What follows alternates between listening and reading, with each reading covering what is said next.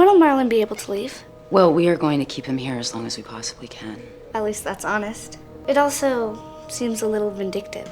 Given your brother's history, I think it's pretty sensible. When Sarah sees Hannah again, she has already become a teaching assistant at Harvard University. Marlon is also studying at this university, and Hannah went to Harvard for the sake of her brother, so that she could always stay by his side. 2 years ago, Hannah took the blame for Marlon's murder charge, helping him avoid going to prison. And now, a murder case has occurred at Harvard. Marlon has once again become a suspect. His girlfriend, Kira, fell to her death. A large number of fingerprints were found at the scene, and they belonged to Marlon. After learning the news, Sarah deeply regrets not bringing Marlon to justice back then. She believes that if Marlon had been put in prison at that time, he would not have had the chance to harm anyone. Just as she tries to obtain Marlon's DNA sample, Hannah appears again and interrupts everything. I assume you have a DNA warrant, Sarah? Because if you don't, you certainly don't have his consent. Isn't that right, Marlon?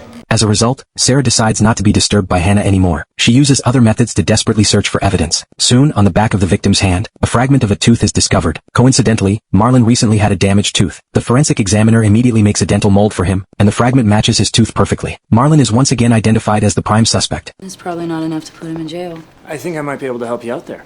However, on the school forum, the detectives discover an important piece of information. On the day Kira died, photos of her appeared on the forum. Marlon had once been beaten by Kira's ex-boyfriend, and was even publicly humiliated by Kira. Hannah was also present at the time. No man could endure such humiliation, which may have triggered Marlon's desire for revenge. The officers believe that he murdered Kira and then staged it as a suicide. But as Sarah looks at those photos, she feels that something isn't quite right.